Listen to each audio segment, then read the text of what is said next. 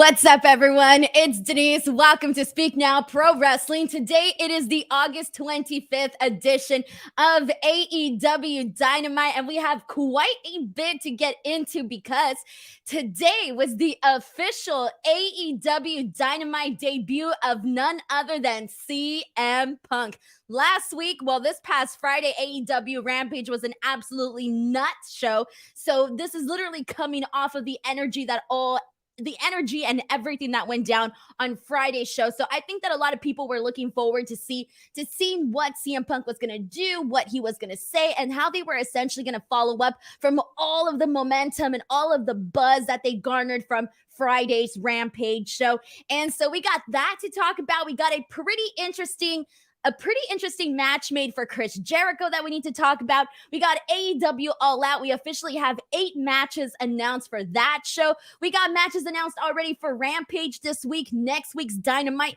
There is a ton to get into here today. But first and foremost, I want to welcome you guys all to the show. If you are new here, thank you guys so much for joining me. And just a heads up, this is a very interactive stream. So at any point, please feel free to join in on the chat. If you guys want to make sure you get your comment, statement, or question read on the air, you guys can go ahead and send in a super chat. So that is how it's going to work. That's how it's going to go down. And let's do this here. Also, BTW, yes, as the comments are pointing out, we essentially got a confirmation. And if this, I'm definitely taking this as a confirmation, but we essentially got a confirmation that Bryan Danielson is definitely making his way to AEW. If you weren't buying the reports that you were seeing on, the wrestling media and all of that, I think CM Punk basically kind of confirmed it here tonight. So we got so much to talk about here today. But I think for the most part, given that the only thing that I was tremendously looking forward to here tonight was really the CM Punk debut, overall, I thought that this was a pretty decent show that featured some really cool moments in here. So what did you guys think of the show? Go ahead and send in your thoughts. We're going to go ahead and kick it off with that. And then we're going to go ahead and move on to talking about the show in a nice chronological format here. But we got a super chat from Zeke Jackson who said the crowd was flat. So I think in terms of crowds and ever since AEW has been back on the road as a whole, I wouldn't say that tonight's crowd was necessarily the wildest. However, when it came to CM Punk, though, they completely blew it out of the water. They were definitely going absolutely nuts, and it came through, especially with those CM Punk chants. But with everything else, I think they did fall a little flat, but I just think that a lot of it, too, was depending on what was happening. But I think that they definitely popped at the right moments when they needed to, and they were definitely hot for CM Punk, obviously. But thank you so much to Zeke Jackson for sending in this super chat as well. But let's see what we got here. We got so many different comments here. We got a lot of people that aren't necessarily have some pretty strong opinions here. Not strong, but let's get some opinions in here. We got the Miguel who says that this felt like a filler episode. We have A Main saying that the show was a little bit underwhelming. We got people saying that they thought the Kenny Omega and Christian Cage promo was great. We got people saying that they like the fact that Malakai Black is still being presented as a badass, and just so many different people here sending in different things. Jeff says, not every show has to be a banger. They've spoiled us.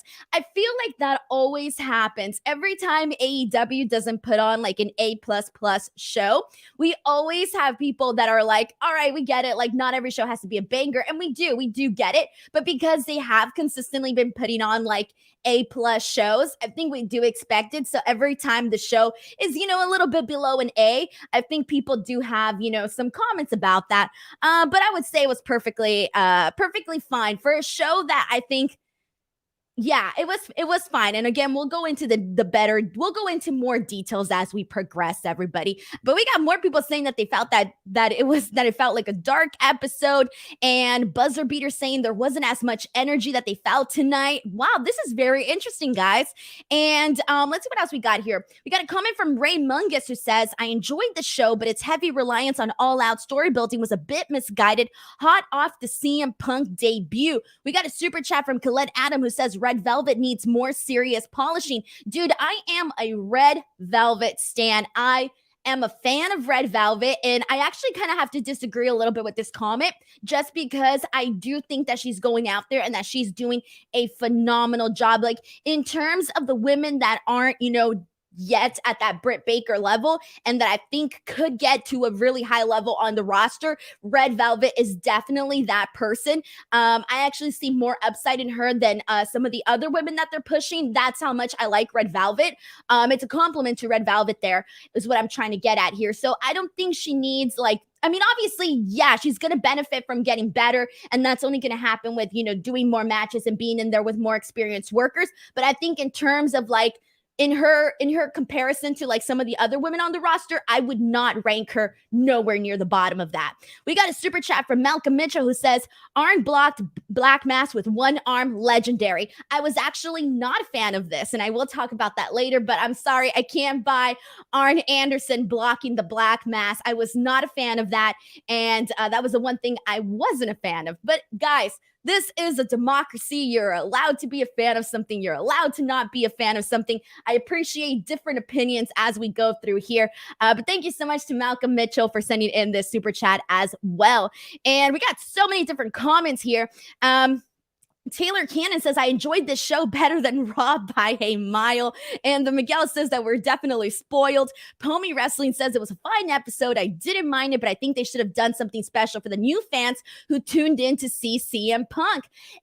I thought it felt pretty good. I was totally invested in what they were doing with CM Punk today.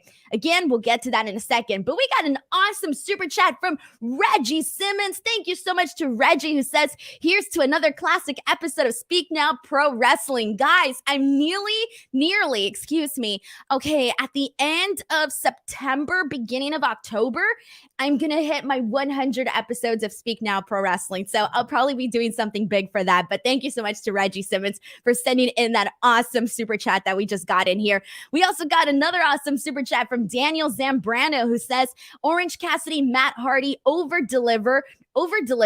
Yes, it did.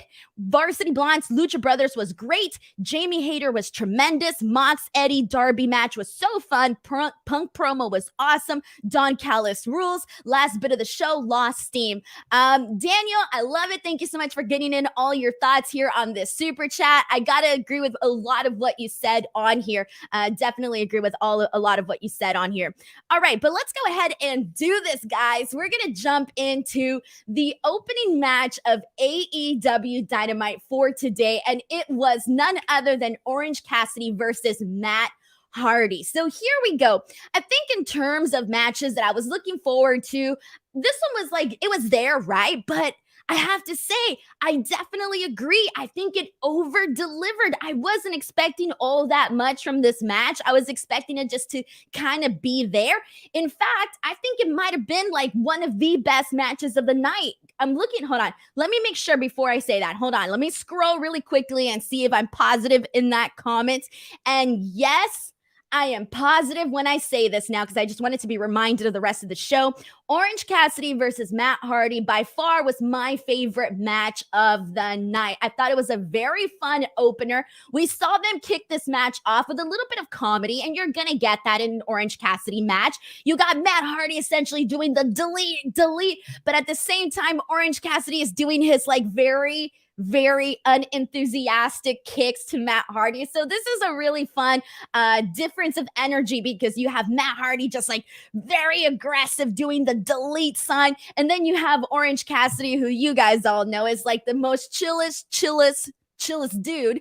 So you got that little back and forth for a bit. But then the beginning of this match was okay, but here we go. It picks up steam, but the beginning of the match, you really see Matt Hardy sort of dominating over Orange Cassidy. At this point, I'm thinking it's just a match. At this point, I'm not really all that invested in it, but you see Matt Hardy dominating the match. There's a moment where he literally has Orange Cassidy's body. So here's the ring post, and then you have he has Orange Cassidy's body like right here, and Matt Hardy's on the outside of the ring, and he's like stretching him out. It literally looks like he made Orange Cassidy look like a Slinky doll or something, because he was literally stretching him out.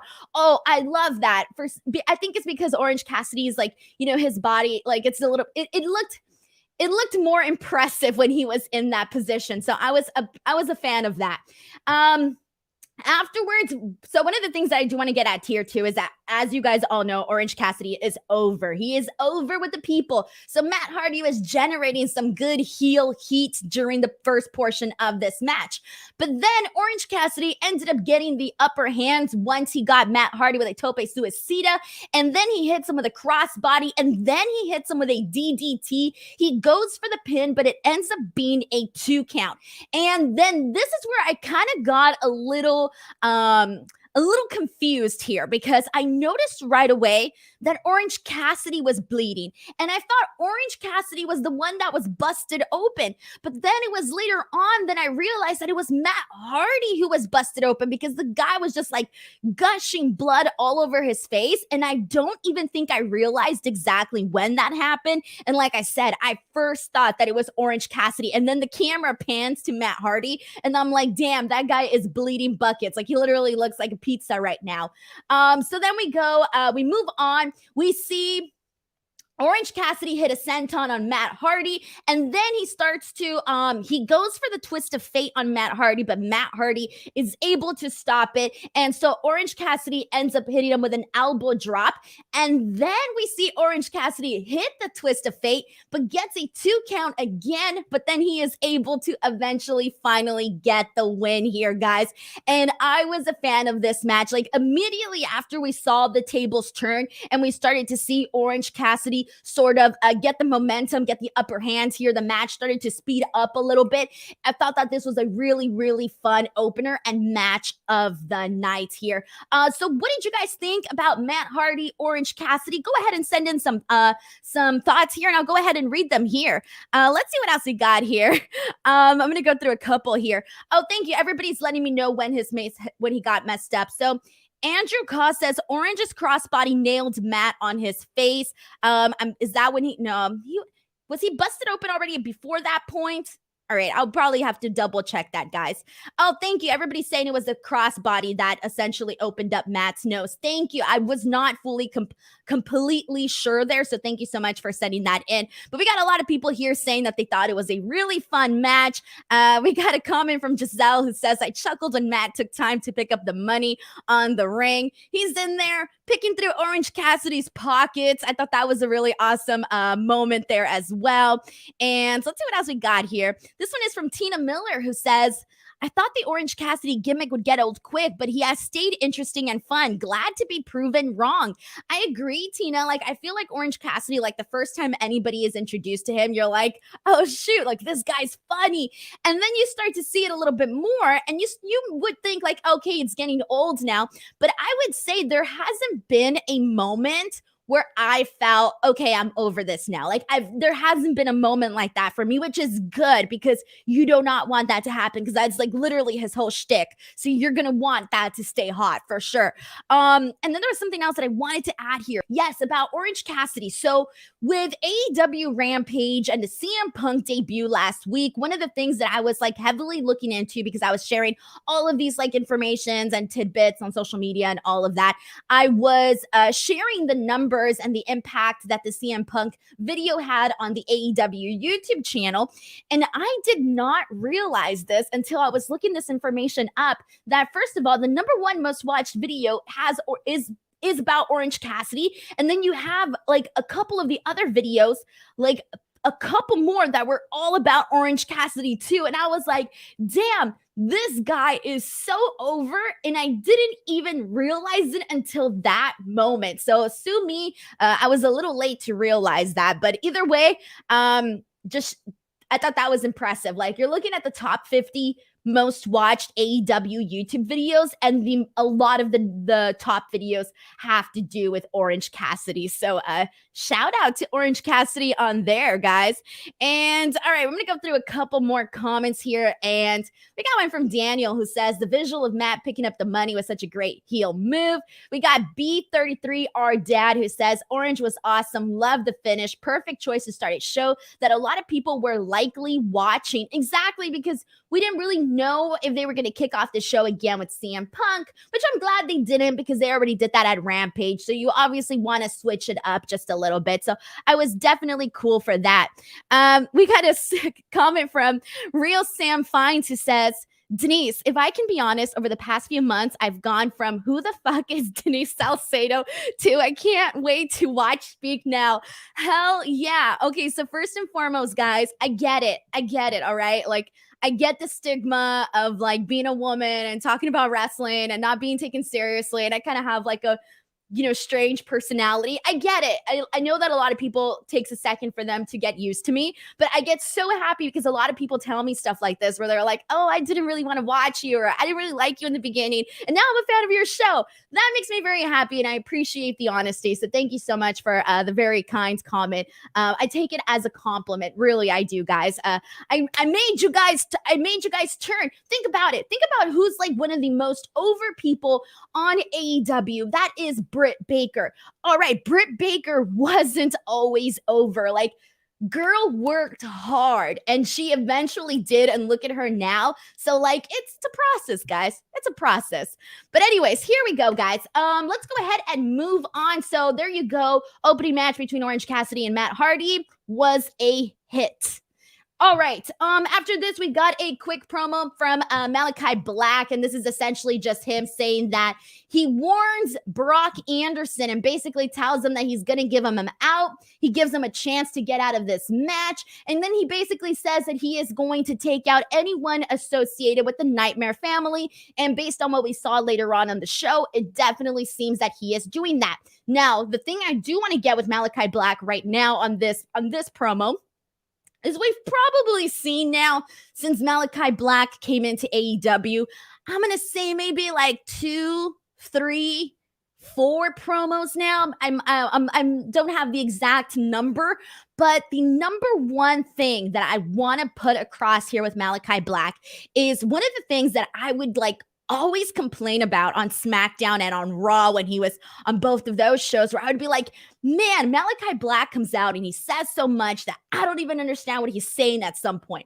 Okay, but I got it because he was trying to do this character. But what I've been noticing now that they do on AEW, and I hate to make this an AEW WWE thing, but I'm going to make it that for a second, because what we've been getting here so far on these promos with Malakai Black is that he's still being himself. He's a little bit of a, if you want to say, strange fella. He's a little bit different, okay? He's different, okay? But he's coming out here and he's doing these promos that are simple. They get straight to the point, and it still feels authentically him, like who he's trying to be. And it doesn't get so far-fetched and so convoluted that you don't even understand what he's saying anymore. So I gotta say, I've been a fan of what they have been doing so far with the presentation of Malakai Black during this promos. So I did want to take a second to put that over there. But we got a super chat from Chris Crippleface Jenkins who says,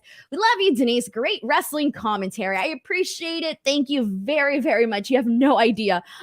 Thank you so much. And let's go ahead and see what else we got here. We got a lot of people talking about Malakai Black for a second. We got a comment from H Rod 1997 who says Malakai is very brooding in his delivery. He's got to be. That's his persona, right? So if he's going to be doing that, you got to make sure that it's coming through. And I definitely think that it is.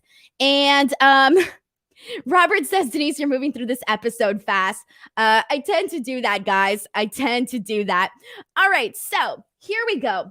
We got another super chat from Daniel who says, every time I see Malakai Miro promos, I yell, how is WWE not doing this the whole time? They come across like stars.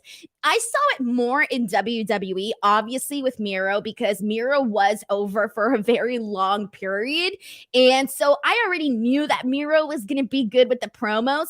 I wasn't sold yet on Malakai Black until we saw what he can do now. So I would say, based on what we saw them do in WWE, I had a little bit more interest in Miro's promos than I did Aleister Black's promos. So I do want to emphasize that.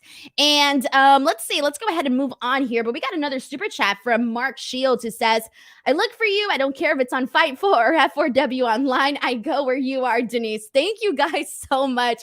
I really, really appreciate it. It has been an insane week. I've been going hard since Monday, guys, of not this Monday, last Monday. Last Monday was when I started this work week. The day before that was my day off. But from Monday until today and the days moving forward, it has been non-stop total action. All right, let's go ahead and get this comment in from Question the Mark, who says, I love the Malakai promo, the Miro promo, Punk's promo, and the Kenny Christian exchange was great too. I was hoping for better matches to end the show. No more Gun Club wins, please, says Question the Mark. All right, guys, here we go. So after this, let's get into this conversation, because this is going to be fun. All right, I'm curious to see what you guys are going to think here, because this is the Chris Jericho MJF situation. So we've seen Chris Jericho MJF go from besties doing this like Broadway dinner dance in their dinner debonair. I don't know how to say that word. The point is that we've seen them be BFFs. Then we saw that swerve that ended up being another swerve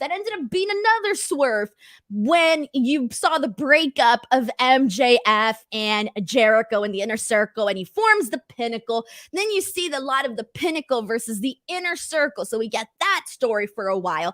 And then after Blood and Guts and Stadium Stampede and all of that, we see sort of these stories just separate from each other a little bit. We see them separate, and we've been seeing more of MJF and Jericho. And now, recently, we had the 5 labors of Jericho, and Jericho made it all the way to the 5th labor, which was his match against MJF, but lost to MJF. So a lot of us are wondering, where do you go from here? What is next?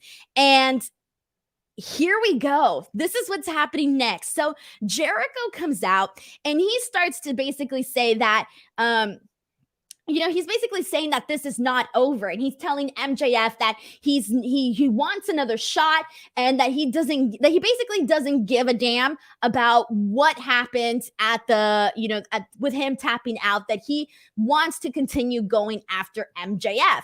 So at this point, I'm thinking, okay, that's probably not a great idea, because the whole point of this thing was you did the 5 labors and you lost.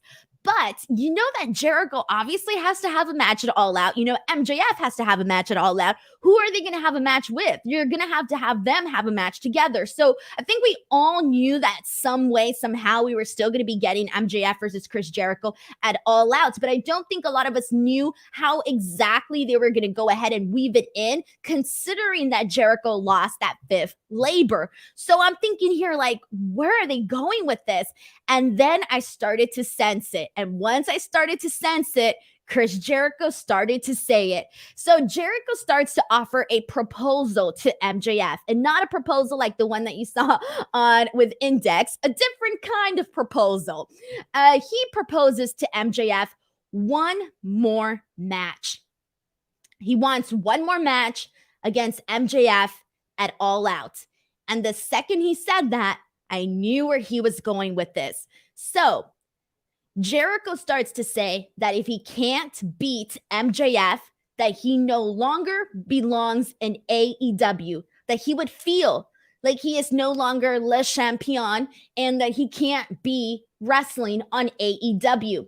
So he says that if he gets this match, if MJF beats Chris Jericho, he will no longer wrestle for AEW, but instead he would do commentary on AEW Rampage and then perhaps AEW Dynamite. So he said he would move on over to the commentary booth. So MJF comes out and MJF essentially says, I just want you to leave me alone. I see, unlike these people here, I see right through you. You're just a guy that sees me as an up and coming rising star. And all you want is the rub from MJF. So then MJF says that he would like nothing more but to essentially end Chris Jericho's active career on the AEW roster. So he accepts this challenge.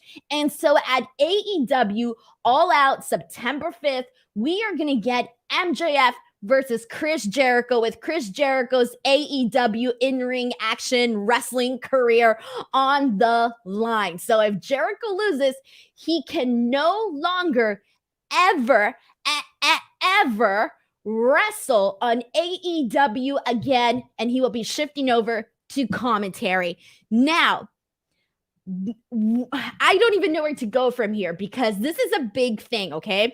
And normally when AEW says they're going to do something, they do it. So if Jericho really does lose this match, and then that's it. He won't wrestle on AEW anymore.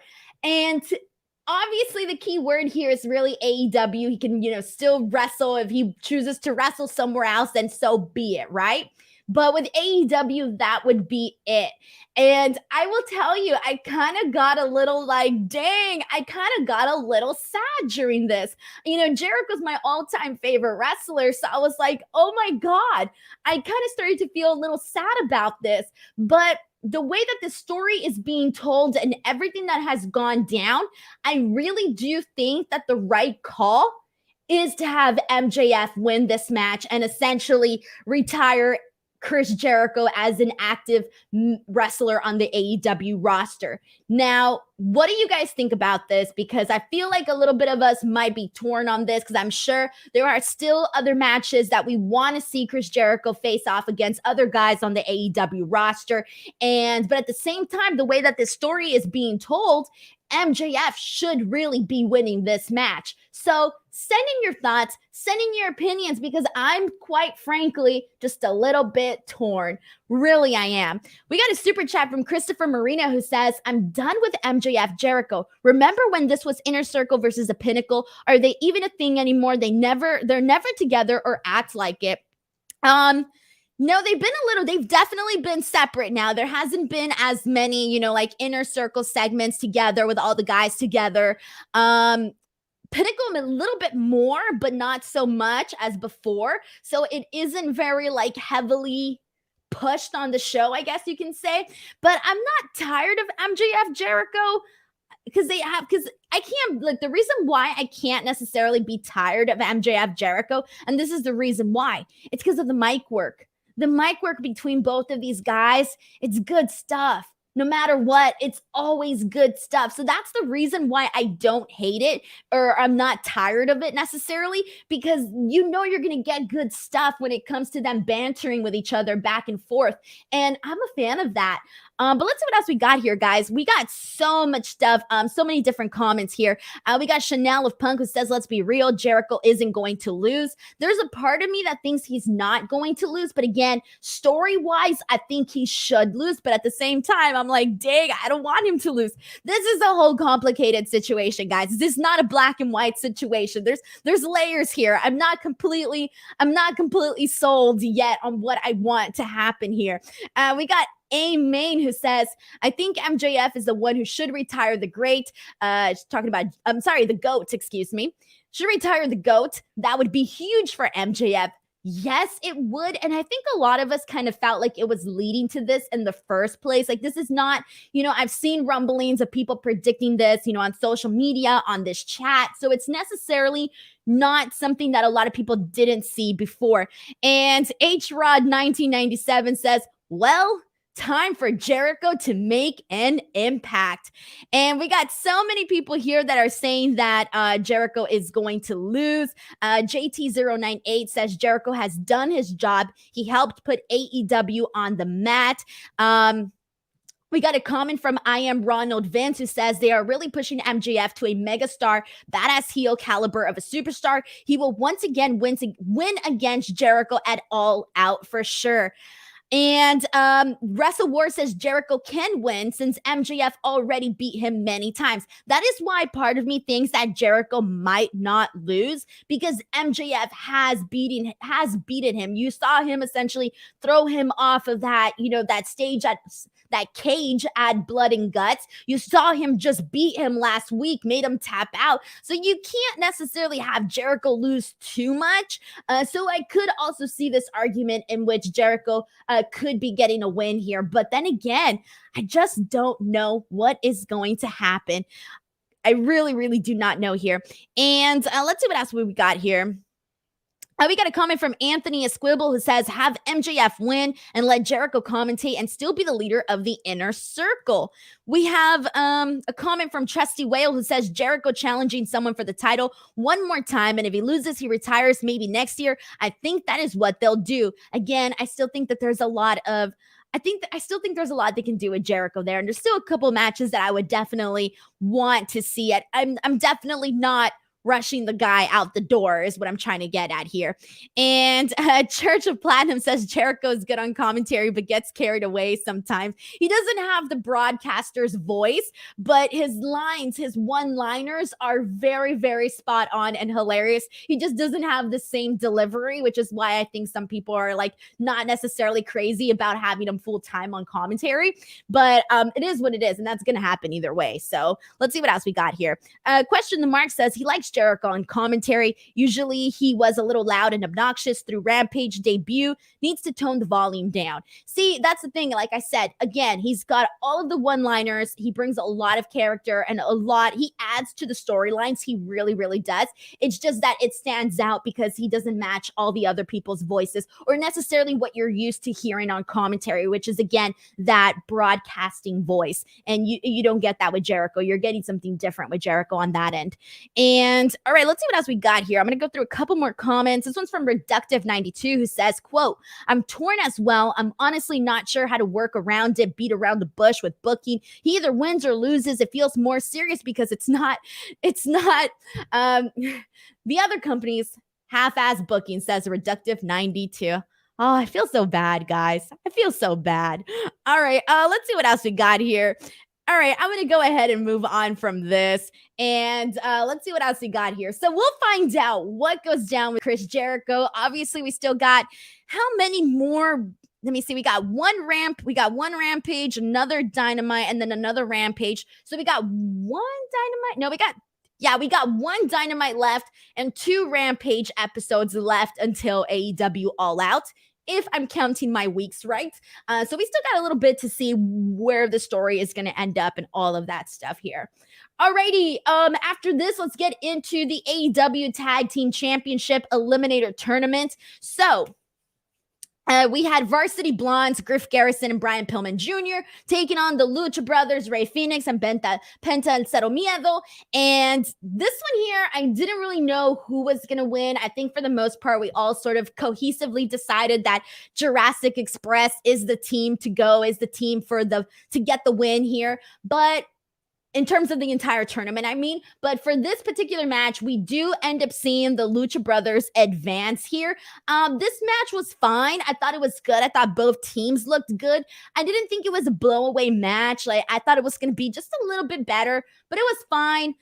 So we are going to be seeing on Rampage this week, we're going to be seeing the finals of the Tag Team Eliminator Tournament, and it's going to be the Lucha Brothers versus Jurassic Express, and whoever wins there is going to go on to face the Young Bucks at All Out inside a steel cage match. So again, I do think it should be Jurassic Express. Makes more sense in terms of the story that they're telling, and I think that's what I'm interested in right now, and that's not to take away anything from the Lucha Brothers. It's just that right now that's not really the story that they're telling here. So that's pretty much what we got there. And let's see what else we got here, guys. I'm gonna go through a couple more comments here.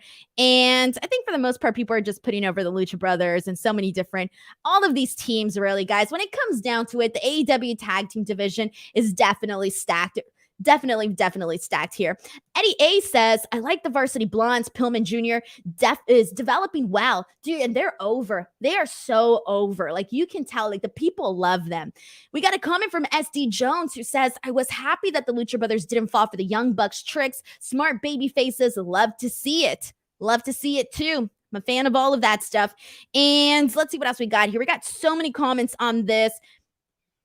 Justin Martin says, Lucha Brothers winning here was really obvious. The Blondes didn't handle themselves well, though. Lucha Brothers versus Jurassic Express will be awesome on Friday. Hell yeah, it is going to be awesome. And a lot of people, man, like, obviously, you know, the last couple of weeks, people have been really stoked about Rampage. But I'll tell you something. So on Twitter, right before this, I tweeted out the matches that were going to be taking place on Rampage this Friday and the matches that were going to be happening on Dynamite next week. And I'll tell you, like, the amount of interest in terms of like retweets and likes that the AEW Rampage one got versus the AEW Dynamite was a vast difference. And I don't know if that was just like a Twitter algorithm thing where maybe more people saw the AEW Rampage post, but people are interested in Rampage. It feels hot right now and people are enjoying the format and the flow of the show. Obviously, it doesn't help that you had obviously it does help that you had CM Punk debut last week,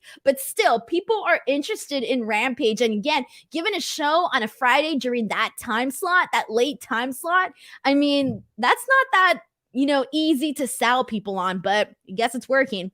All right, guys, here we go. Let's get into this next match here. We got a match between Jamie Hayter, who just who debuted, or not debuted, but she came back to AEW on the debut episode of AEW Rampage after that Britt Baker Red Velvet match. So Jamie Hayter with Britt Baker and Rebel versus Red Velvet. So this match here, I'll be honest, guys, I don't necessarily think that Jamie Hayter and Red Velvet had the best in-ring chemistry with one another. That's not to take away anything from them. They just didn't have this chemistry together in the ring.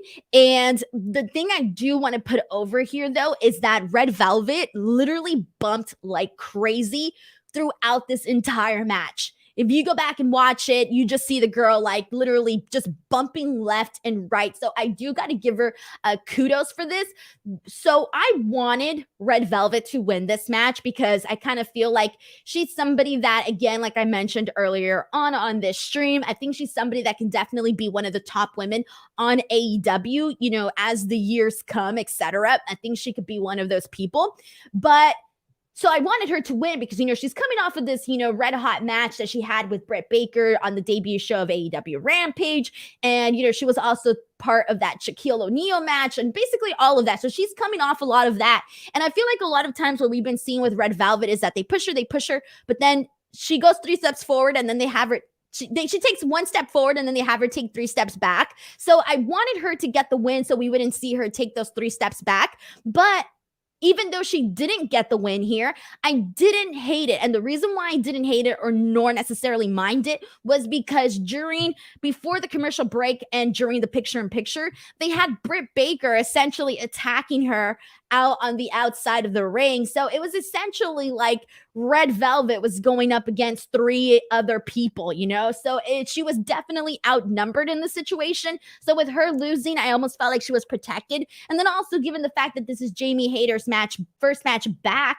you're obviously going to want her to win as well. And given the fact that she's associated with Britt Baker, who is literally at the mountaintop right now on AEW, you're not necessarily going to want the people that she's associated with to be losing on their first match back. So I thought they found a nice way to get Jamie this win and to also make sure you're not necessarily burying Red Velvet. And Red Velvet, I thought, looked pretty good in this match. Post-match, we also saw all 3 women attack Red Velvet. So then Chris Statlander comes out to sort of even out the odds. She clears out the ring and then she goes on the attack on Britt Baker, but Britt Baker manages to get out of the ring before she is seriously hurt by Chris Statlander. So all of this stuff ended up working out pretty well. Was a fan of it. How did you guys feel about everything that went down in this whole situation?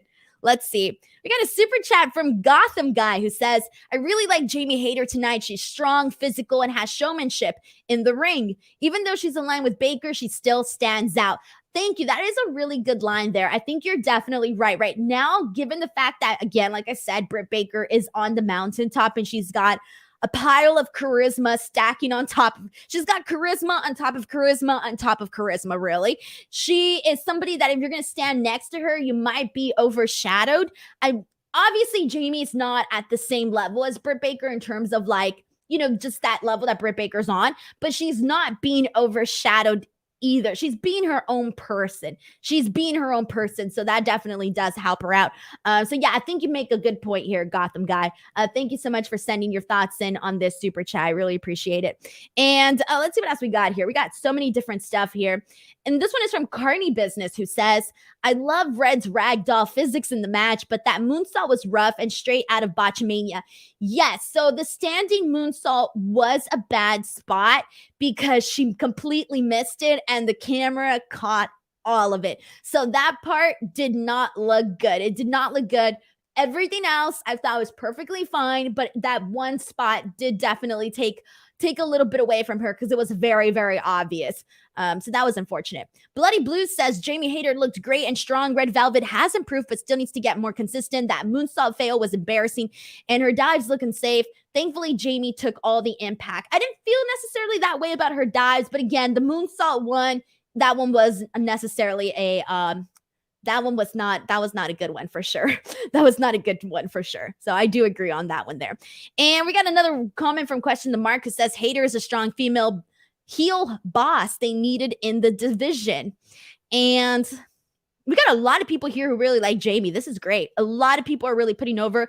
A lot of what I'm seeing from you guys is that you guys see her as somebody who is strong. And that is a good thing there. It's a good thing because you want women like that on the roster for sure. We got a super chat from Brandon Rosen. Thank you so much to Brandon, who says Britt Baker is way over, but I couldn't care less about the rest of the division. AEW needs to do a better job of building stories for the women. Not excited about the women's title match at all. Out. So I definitely agree with you in the sense, and I've been saying this over and over, but I think we are getting there, guys. I think we're getting there in the sense that they are working towards building women, and they have been doing that with Chris Statlander. Given what I've seen from Chris Statlander, I am looking forward to this match because I do think that Chris Statlander is very entertaining in the ring. And then you add that plus Britt Baker and everything she brings to the table, I do think that this is an exciting matchup. And it was probably one of the best options that they had going because, again, they just don't have anybody right now to essentially be that hot, super hot challenger against Britt Baker. And I've been saying this like on multiple streams that they need to build more women up to compete against Britt Baker, or else you just have Britt Baker all alone on the top of this mountain with nobody else to be, her Rock to her Austin to the Rock. You want to keep building people like that. So that's pretty much, I do agree with that. But I am looking forward to this match with Chris Statlander. Chris Statlander, for what they've been doing with her the last couple of weeks, I thought they've done a pretty decent job of building her up. And she's going to have, they still got a lot more to go. And she's still not at that Britt Baker level. But I still think that they're going to have a good match here. 100% there. And alrighty, guys, let's see what else we got here. And obviously, we still got Thunder Rosa. Everybody here is bringing up Thunder Rosa. Yes, Thunder Rosa 100%. But given that they just came off of that story with Britt Baker and Thunder Rosa, I know why they're not going immediately with Thunder Rosa, but that is going to happen down the line, and it's going to happen on a big show. So, but obviously they're going to want to save that for just a second because you want to have Britt Baker have this, nice lengthy run here. So let's see what else we got here. Eddie A says Thunder Rosa is Britt Baker's rival. She's going to be the one to dethrone her. Again, they do need that. And I think that Thunder Rosa really is the perfect person there. Yeah, everybody's saying Thunder Rosa is Britt Baker's Rock. You guys are right about that. I agree. All right, let's go ahead and move on. So after this, let's see, where the hell am I? Where am I, everybody? What happened after this? All right, here we go. We got a backstage promo with the Dark Order, and there's essentially this tension between the Dark Order. Alex Reynolds ends up telling Eva Uno this really funny, I thought it was hilarious, but he tells them that just because your name has the number 1 on it doesn't make you the leader. So there's definitely tension amongst the Dark Order. Ever since we had, this breakup with Hangman Page, the Dark Order seems to be falling apart. They're not on the same page. So, they're not on the same page since they lost Hangman Page. There you go. That's a good line. But seriously, though, we'll see what happens here with the Dark Order. But as of right now, they're not, again, on the same page. We got somebody predicting here that Bray will come in and take over the Dark Order. A lot of people have been talking about this. Keith says teasing new Dark Order leadership. I do think that was a leader. Excuse me, not a leader. Oh my gosh, a tease for sure. Basically saying that you're not the leader. Okay, so then who is? Who's the leader? You tell me. All right, let's see what else we got here. Yeah, everybody is thinking about Bray Wyatt here. Wrestle War says, looks like the Dark Order might need a new leader. Someone fiendish. Someone fiendish. Good way of putting it here. People are just bringing up Bray Wyatt now. I love this. All right, cool. BTW, before we move on to the CM Punk section of this show, we're about to get into CM Punk. There's a lot to talk about here, guys. I got a page of notes here. But before we do, so you guys are all AEW fans. I'm an AEW fan, so I would take a second here to promote that this Saturday, August 28th, on my YouTube channel, youtube.com/Denise Salcedo, I am going to be doing an AEW All Out live trivia game. That is right. I'm going to be quizzing you guys on the history of All Out. It is going to be a live game played on Kahoot. I'm going to be going live at 1 p.m. Pacific Standard Time, 4 p.m. Eastern Time, 9 p.m. British Summer Time. And essentially, I'm going to be giving away 3 major prizes. The first place, whoever gets first place is getting, I think I put $50, a $50 shop AEW gift card. Second place, I think is $25, and third place is $15. So it is going to be absolutely nuts, and it's going to be so much fun, and you're definitely going to want to tune in for that. If you guys want to get the more information on that, go to youtube.com/Denise Salcedo. All of the steps and directions are listed on there. Plus, that's not it, guys.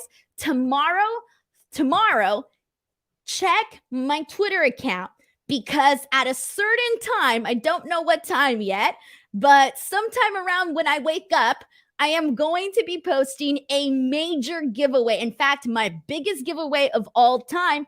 I'm going to go all out on this giveaway, ladies and gentlemen. So you're definitely going to want to make sure that you enter for that. But here we go, guys. Let's go ahead and move on. All right, so CM Punk, let's do this.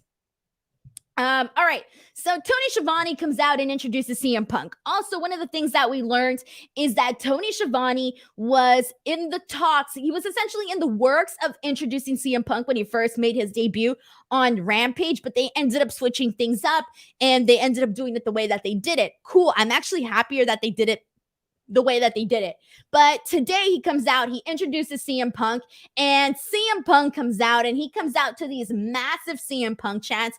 I'm literally laughing so hard because there's a person in the sign, and there's a person in the audience that has a sign, and the sign says something like, oh, he was there for CM Punk's debut, and all he got was this ice cream. And then there's an arrow pointing at the ice cream. It is taped on the sign. I thought that was absolutely hilarious. It's crazy how much those ice cream bars just drastically got over. And even then, I don't know if you guys saw this story, but CM Punk was the one who paid for those ice cream bars. It wasn't Tony Khan. It was CM Punk.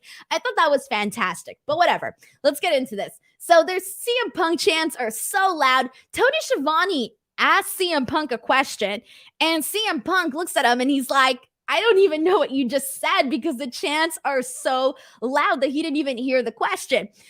So I thought that was pretty funny. Then CM Punk takes the mic and he kind of talks about a lot of different things here. So I'm going to highlight some of the things that he talked about. So he puts over, the young talent, because Tony Schiavone basically asked him, why did you come to AEW? Like, why did you choose to come to AEW? So CM Punk starts to put over the young talent. He puts over Penta. He puts over Ray Phoenix, Jungle Boy, Brian Pillman Jr. These are all guys that he mentions as reasons as to why he wanted to be here. He mentions that he kept asking himself, questions like, sorry, I had this for a second. He asked himself, like, is CM Punk able to go like these guys? Can he still go? Is CM Punk still the best in the world? These are questions that he asked himself. And then he moves on to Darby Allin. So with Darby, he basically starts to say that, if Darby would have been around when he was 15 years old, that when he was 15 years old, his favorite wrestler would have been Darby Allin, because Darby Allin is different. He's not the wrestler. He's not the kind of wrestler. He relates to him because he's not what others think a wrestler should be. And this is an indirect shot at WWE, because one of the recent stories going around is the changes that are happening on NXT, and the changes of them essentially not wanting short people, not wanting large people, and essentially wanting a certain type of athlete, a certain type of performer, right? So CM Punk essentially says, in regards to Darby, that he relates to him, again, because he's not the wrestler that other people expect a wrestler to be. And then he says that Darby is not the biggest, is not the strongest, but God damn it, he has heart. So that was also a read in between the lines comment that he said. And we got a lot of that also in his debut. And then there was this whole controversy with Booker T, and then him coming out and saying that he didn't like that CM Punk did that. And then CM Punk came out and he did it again. So I did think that was obviously interesting. The way I see it is, if CM Punk wants to say something, hell, he can say whatever he wants. He's not directly calling them out by name. Again, it's a read in between the lines type of situation. So then we also get the crowd starts chanting like, yes, yes, yes. And then CM Punk kind of confirms a lot of the reports going around that Bryan Danielson, formerly known as Daniel Bryan, is signing with AEW. And he kind of confirmed these reports when the crowd was chanting yes. And then he basically told them that, hey, like, that's somebody else's chick. Have patience. He tells the crowd to have patience. And everybody's like, oh, that was essentially a tease. That was him essentially confirming have patience because he's coming. So that was pretty cool too there. And then before this ends, he does give a shout out to his wife, and he basically says, quote, "I love you, April." And that was interesting. Well, I don't know if you want to say interesting. Perhaps interesting, because I tweeted this out and I basically put this information out there. Obviously, the second that the news broke that CM Punk was going to be headed to AEW, a lot of people thought, okay, maybe AJ Lee's also going to be headed to AEW. To be honest, I wasn't completely sure about that yet. I thought, well, just because he's going doesn't necessarily mean that she's going to go, right? But then for some reason, with this mention here tonight, I kind of thought to myself, oh my God, what if AJ Lee, and obviously she wouldn't be going by AJ Lee, but what if she goes to AEW? And that's when I kind of started to feel like maybe this could possibly be an opportunity. Obviously, we don't know. I'm perhaps just getting my hopes up. I'm perhaps just getting the hopes up of everybody watching the show. I apologize because, looks like she's busy doing her own thing now, but you just never know. Obviously, this moment got me thinking that it was a possibility that she could be coming, is what I'm trying to get at in this situation. But again, really, really loud CM Punk chants. But in terms of everything that went down here, what did you guys think of this CM Punk promo? Did it live up to the follow-up? Did it live up to obviously you can't compare the first one to this one because the first one's the first one for a reason, but how did you guys feel about it? Let's see what we got here. We got somebody bringing up that April definitely loves Britt Baker. She shared a picture of her doll on Instagram stories, and she basically said that it was a Stan account or something like that. She wrote on her story. So can you imagine? Seriously though, guys, can you imagine? AJ versus Britt. Like, holy cow, the amount of, these are two women that have very, very strong personalities, very strong personas, very strong everything. Can you imagine those two going at it? I mean, the amount of star power in that story, in that feud, would be absolutely nuts. I think people would legitimately be torn as to who to root for, who they're going for, etc. It would be hot stuff. That's what I'm trying to get. It's going to be hot stuff. We got Bloody Blues who says CM Punk plus microphone equals money. It definitely does. Definitely does. And Keith Duran says, if CM Punk has a good experience with AEW, it's more likely AJ Lee will return. Wrestling has an addicting way of bringing talent back. And a lot of people come back even when they say they're not going to come back. They come back. And I'm going to go through a couple more comments here. And this one's from Question the Mark, who says, I missed the whole AJ Lee era, but watch some highlights. She would help women's division a lot if she can be healthy and still go. Not sure if she wants to come back. She can definitely help the AEW women's division, and they need more people like her. 1,000%, guys. 1,000%. H. Rod says, I forgot AJ Lee's real name is April. Me too, because she has her username as AJ Mendez. So I forget as well. I thought so too. For a second, I was like, oh, her name's April. Duh. Like I knew that, but like I just forgot, you know? And someone's Carney Business says, I love Punk's spoiler gimmick. You know, anybody else would have probably been like, bro, you just spoiled my surprise. But it's Bryan Danielson. Like, he's like such a chill guy. And I'm sure that was like totally okay. Like, he doesn't seem like the kind of person that's going to be like, bro, you spoiled my surprise. Now, he does not seem like that whatsoever. And this is what I was curious about. Malcolm Mitchell says, AJ Lee isn't trademarked. She used that before WWE. I was not 100% sure on this. So yeah, I don't know. So we'll see about that. Anyways, but let's go ahead and move on here, guys. Let's see what else we got here.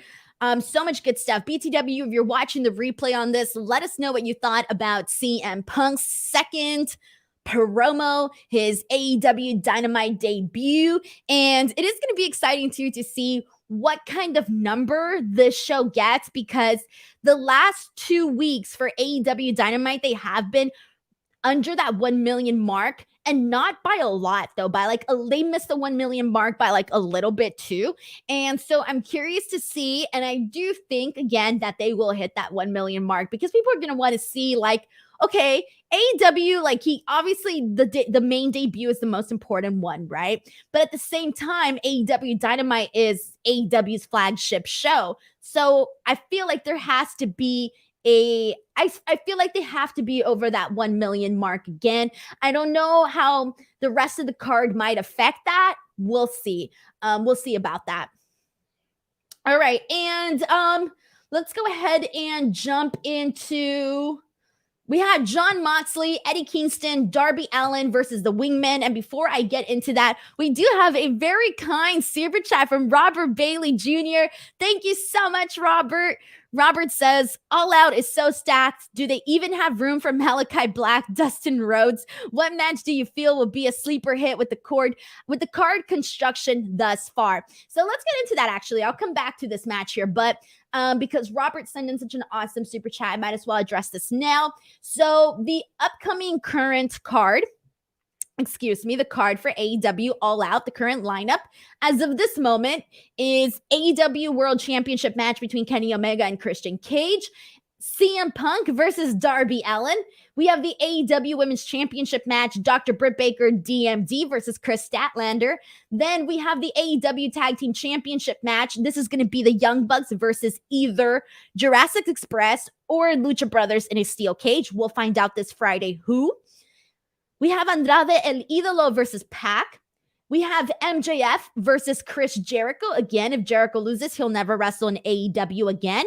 Then we have Paul White versus QT Marshall. And then we also had the announcement that the Women's Casino Battle Royale will be taking place on the buy-in. To be honest, I think like the match I'm least looking forward to is Paul White versus QT Marshall. I'm not really looking forward to that match. The match I'm most looking forward to is CM Punk versus Darby Allin, because I think it's going to be so much fun. In terms of which match I'm going to mark out for the most, I think it's going to be the AEW Tag Team Championship match, because whoever's in that match with the Young Bucks, either one of these two teams is going to be essentially a bunch of spots, and I'm going to totally mark out for that. MJF versus Chris Jericho has most of my curiosity to see where they're going to be headed with this. I feel very confident that Kenny Omega will walk out as AEW World Champion. I feel very confident Britt Baker is going to come out as AEW Women's Champion. And then if Andrade has his working shoes on, I think he'll have an awesome match with Pac. And then that's pretty much it. So I would probably say, in terms to answer your question, a sleeper hit. If Andrade has his working shoes on, I think a sleeper hit will be Andrade versus Pac, 100%. So we'll see. Thank you so much to Robert for sending in this super chat. I thank you very, very much here. And alrighty here. So let's go ahead and move on. And all right, so I'm going to rewind a little bit, because we're talking about Jon Moxley, Eddie Kingston, and Darby versus the Wingmen, Cesar Bononi, and Ryan Nemeth, and JD Drake. So essentially here, this match was okay, guys. It wasn't really anything blow away whatsoever. We saw Darby hit the code red on JD Drake. I really wasn't expecting much from this match, but the finish saw Ryan Nemeth essentially bring out a chair to the ring. So Moxley and Kingston end up taking him out, and then Darby Allin and Drake are left. JD Drake are left in the ring, and so Allin hits the stunner on him, the coffin drop, and thus he gets the win. After this, let's get into Don Callis, Kenny, and Christian. This whole entire segment was really just a lot of back and forth between Don Callis and Christian Cage. Like, this was really just them kind of going back and forth a lot here. So there was a really funny moment where Don Callis essentially says he stopped booking Christian a long time ago because he didn't want him to overshadow Kenny Omega when Kenny was 10 years old. I thought this was absolutely hilarious here. Then there was a joke that Christian Cage made that I don't necessarily think either the crowd didn't get it or the crowd didn't think it was funny. But either way, I thought this joke probably didn't hit the mark here.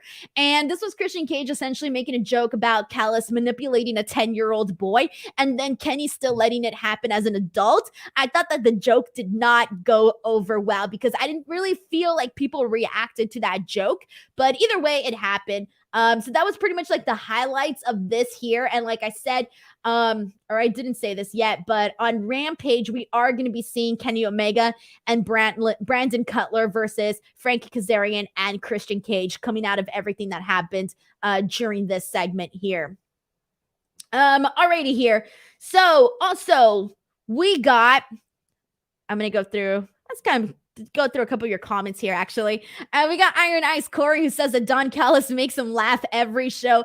The man is good with words. The man is good with the microphone. We got a super chat from Anthony Esquivel. Thank you so much to Anthony, who says, Salce, bro, what would you think if AEW put Punk versus Darby as an unsanctioned match at the end of All Out, essentially making it the main event?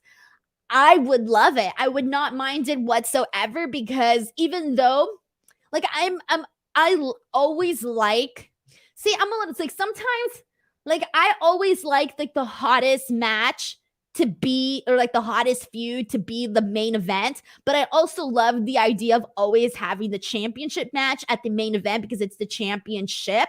But to be honest, like, even though I know that Kenny Omega and Christian Cage are going to have this like bomb match, and, you know, it's going to be incredible and all of that stuff, I just kind of feel like I'm just more interested in CM Punk and Darby, given, you know, everything that's going on. So I think because of that, I wouldn't necessarily mind it if they made it the main event of the night. I would not be opposed to that. That's what I would want to say about that. Thank you so much to Anthony for sending in this super chat. We actually got another super chat from Latrek. Thank you so much to Latrek, who says, if Bryan Danielson really just got confirmed and all the reports that he wants to work with Ospreay are true, would that match be more likely to happen in New Japan or AEW? I would say that it would definitely be more probable to happen in New Japan than AEW. Yeah, I would go with New Japan for sure. I would love to. I'm a fan of Will Ospreay. I think he's so awesome. One of my favorite wrestlers. Period. So yeah, I would go with New Japan. But thank you so much to Latrek for sending in the super chat. I really thank you for it. We got another super chat from Brandon who says, "Did you catch Kenny saying you think you know me to Christian? Edge to AEW confirmed." Dang. Wait, I didn't catch that. I did catch when Don Callis told Christian Cage, he told him that he's going to essentially be second place to Kenny Omega, kind of like he always was his entire career, always in that second place spot. I did catch when he said that as a shot in regards to Edge, but I didn't catch the "you think you know me" part. Dang, I missed it. Maybe I just didn't think of it. But thank you so much for letting me know, Brandon. I appreciate it here. And all right, I'm going to go ahead and let's get this comment in from Lenny Banner, who says, Brandon Cutler is really rounding into a quality stooge. I got what Christian was saying. I think a lot of fans are kind of looking past this and onto Page versus Omega. However, this comes about. Not sure if Cage beating Omega on Rampage had the desired effect that AEW was looking for.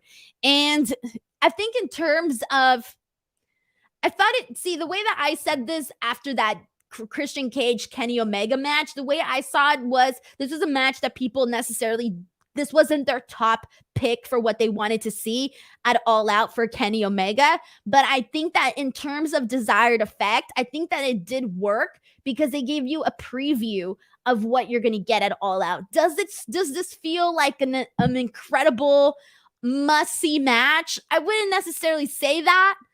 I know it's going to be a good match, but it's not at the top of my list of the matches that I'm most excited for. It's probably the best way to explain it. But I know that it's going to be a killer match and could be match of the night for sure. So that's probably the best way to say all of that. Everybody's saying Edge to AEW confirmed. Oh, God. Yeah, I don't know. I don't think so. But let's move on. All right. So we did get a promo from Jon Moxley. So we now find out who Jon Moxley will be wrestling at All Out. So he essentially is going to be facing Satoshi Kojima. And this is going to be very, very interesting. I don't know how many people were expecting this to be the matchup at All Out. I wasn't expecting it, but this is the one that it ended up being. I don't really know how people feel about it in terms of the interest level. Sorry, I was really thirsty there. I needed to take a drink. I am a little bit... I don't know if I'm surprised necessarily, but given that Jay White is currently in the United States, I am a little surprised that they didn't go with Jay White here. I'm assuming because they don't want Jay White to lose to Jon Moxley, and then AEW doesn't want Jon Moxley to lose to Jay White. So it does kind of feel like maybe just a little bit of a letdown. Again, I do not know what the general consensus is right now. I have not really been reading too many tweets on this or what you guys said about this one. I missed it. So how do you guys feel about this announcement? Now, I do want to say here before I sounds like I'm not interested in here, I do think that for the hardcore fans that this will be a nice matchup here. And if they give this match a proper amount of time with Kojima and Moxley, I do think that Kojima will complement Jon Moxley's style the same way that Nagata did when they wrestled together on Dynamite. So I do think we can get that similar style of a match there. So I don't necessarily think that it will be a bad one. And I also just realized that I didn't add that one to my list yet. So for some reason, so we actually have 9 matches already announced for AEW All Out. I forgot to put the Kojima match and Jon Moxley. So there you go. But let's see what you guys have to say here. Yeah, I think a lot of people were definitely expecting Hiroshi Tanahashi versus Jon Moxley. That kind of felt like the direction that they were heading in, but it doesn't seem like that's a direction that they're heading into right now. And I can see a lot of people just basically saying it's fine. K-Town Shutdown 21 says Mox feels kind of aimless right now. He's trying hard as always, but I don't know. Yeah, I think, ever since he lost the title to Kenny Omega, he was going to go down a different road on Dynamite. And I'm liking everything that he's been doing with Kingston, but it doesn't really feel like, I don't know. I don't want to say too much because this is a situation where I would rather see how it plays out before I necessarily go and give my 2 cents about it here.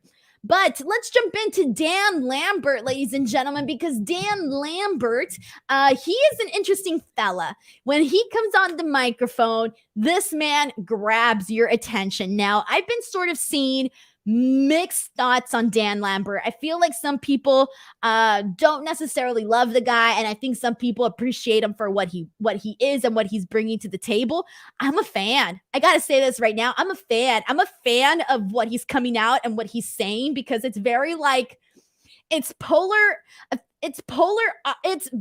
It generates good heat, all right? Generates good heel heat is what I'm trying to get at, because he just comes out here and he just buries AEW and he buries the fans and he buries this generation. I mean, the man is really good at getting under people's skin, and that's what I'm a fan of. So he comes out and he's there with Scorpio Sky and Ethan Page side by side with him. I like this, by the way, this whole collaboration, sort of say.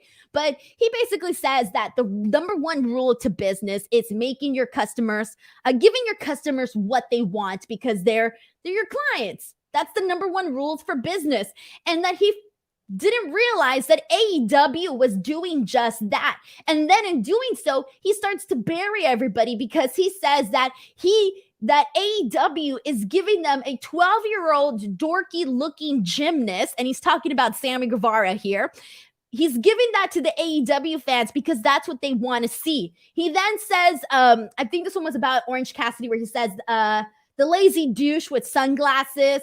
Then he says that the reason AEW is giving this to the fans because the fans don't want to see real men, because the fans aren't real men. So I feel like this whole thing is inspired by obviously, this older generation not necessarily being in tune with this newer generation, but also who said that when men were men comments in a very, very popular, interesting podcast, The Undertaker, when he was on that Joe Rogan podcast, he was the one that was like, when men were men and this and that. I wouldn't be surprised if this is, a little bit of this is inspired by that. So when he said this line about real men and all of this stuff, my brain absolutely right away went to The Undertaker and, that whole podcast of Joe Rogan and everything that went down in that situation. But then he buries safe spaces, he buries TikToks, and I thought it was great.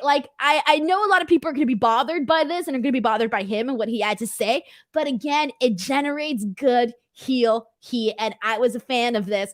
And then obviously he puts over Scorpio Sky and Ethan Page. So how do you guys feel? Are you a fan of this? Are you not a fan of this? Let's see what you guys are saying here.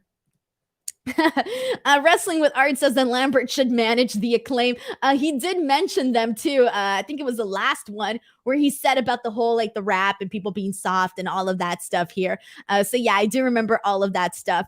And people are asking if he's going to manage the Acclaim. I think it would be a good idea. I think that they could. I don't know. I think I wouldn't necessarily be opposed to that idea whatsoever. And let's see what else we got here. I'm going to go through a couple more. Oh my God, we got so many comments on this. I'm trying to see how you guys felt about this here. And pretty much everybody wants to see him manage the Acclaim. Advi says every time he cuts a promo, he sounds like he's shooting on both pro wrestling and modern culture. He is definitely shooting on both of those things. 100%. And there are some other comments here that people are sending in, but I won't read these on the stream, but you guys see them on the chat. You guys know they're there. Alrighty, guys. So let's go ahead and move on. Actually, let's read this comment, because this one's from Carney Business, who says he's supposed to be an unlikable D and he's great at his job. I agree. He is supposed to be unlikable. You're not supposed to like him. And he is doing a fantastic job. He makes me laugh, though. I will say that much. He makes me laugh so hard. All right. And, okay. So let's talk about really quickly. We're going to talk about what's going down next week. Let's preview Dynamite really quickly. We're going to preview Rampage, and then we're going to talk about this main event here. So, next week, For Dynamite, we're going to have Brian Cage versus Powerhouse Hobbs. That should be fun. I'm excited for that. We got Orange Cassidy versus Jack Evans. That should be fun too. Oh, these are going to be two fun matches that are going to be polar opposite of one another here. Like, you're going to have Cage and Powerhouse Hobbs doing all these like high impact moves. And then you're going to have Orange Cassidy and Jack Evans just like doing all this like aerial stuff. Oh, that's going to be great. All right. Then we have FTR versus Santana and Ortiz. I think that's going to be really good too. Jim Ross is going to be doing a sit-down interview with Jim Ross is going to be doing an in-ring interview with Chris Jericho, and then Tony Schiavone will be doing a sit-down interview with MJF. And Rampage, we got Ty Conti versus The Bunny, Jurassic Express versus Lucha Brothers. The winners of this match will go on to face the Young Bucks in a steel cage match at AEW All Out. Then we have Kenny Omega and Brandon Cutler versus Frankie Kazarian and Christian Cage, and that'll be for Rampage. Alrighty, guys, so here we go. In terms of the main event, boy, did I get a lot of heat last week, guys. I was like little mini Jim Cornette. Sorry, I popped myself here. I got so much heat on Twitter, guys. It was like I said I kill kids or kill puppies, that I step on fishes, that I don't know, man. People were acting like I said something so bad when I said that I had 0.0% interest on Malakai Black versus Brock Anderson. I kid you not. I had to delete the tweet, guys. That's how mad people were that I said I had no interest in this match. Mad, all right? Mad. Anyways, that's what I deal with now. But anyways, this was a match. I think people were interested in this match because they wanted to see Malakai Black murder Brock Anderson, okay? Now, he essentially lays him out at the end of this, but to be honest, I just thought that this should have been a faster squash.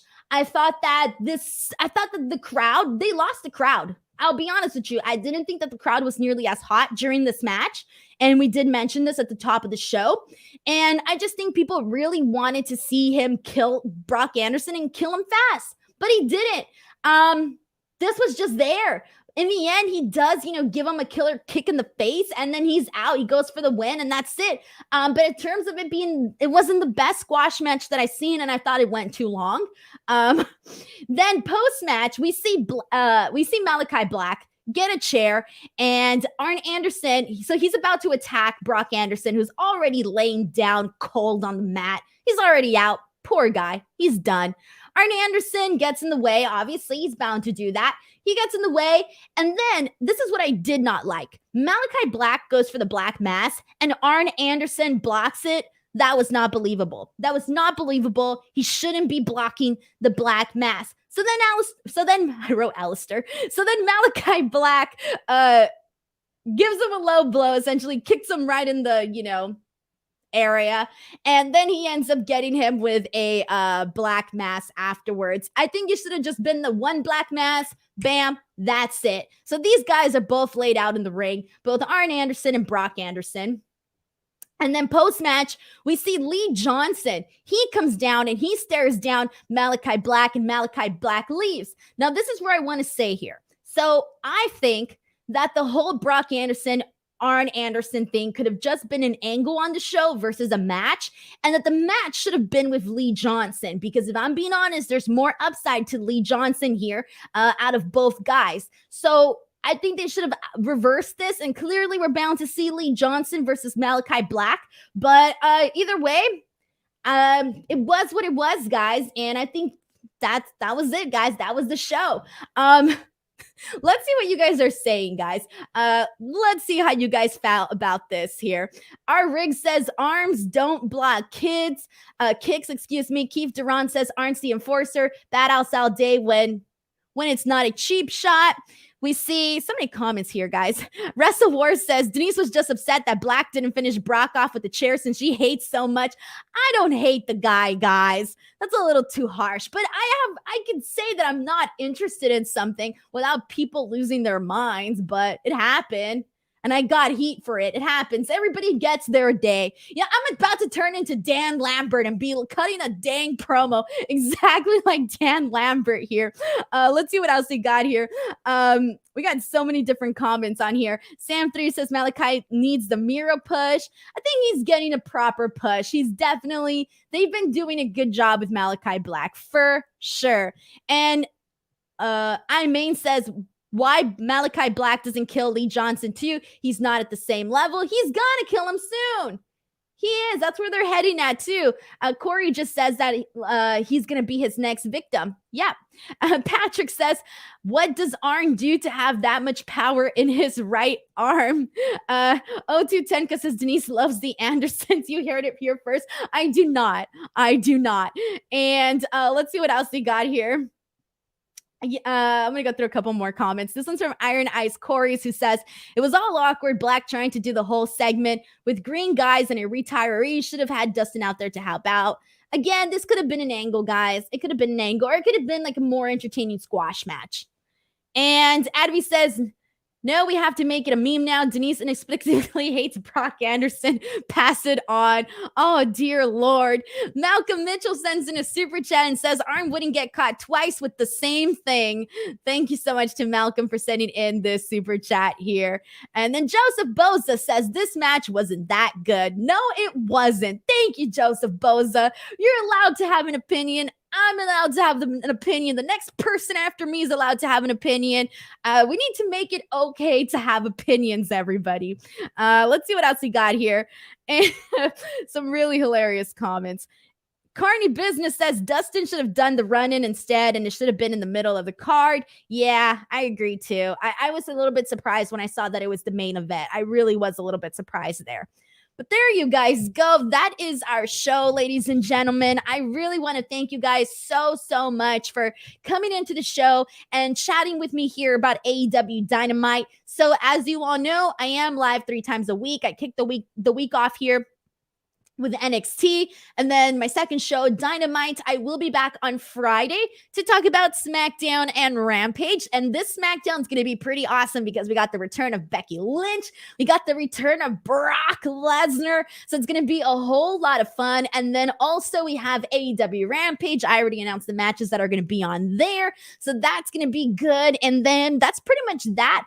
Also, again, friendly reminder, August 28th, youtube.com/Denise Salcedo is my AEW All Out trivia game where you can win prizes, and that's going to be so much fun, and that's going to be over on my YouTube channel. Speaking of my YouTube channel, guys, please head on over there and watch my interview with Bianca Belair, because YouTube is being very kind to me right now, and they are making me very happy with that interview. So go there. It's over 200K views now, over 200K views. It is now my, I believe, 4th or 5th most watched wrestling interview of all time.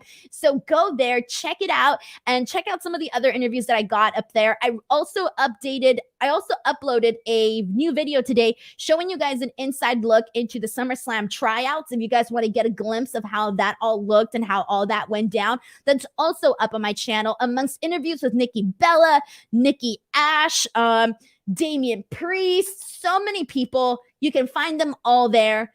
Thank you guys so much for watching. I'll see you on Friday for SmackDown and Rampage. Bye, everybody. Take care.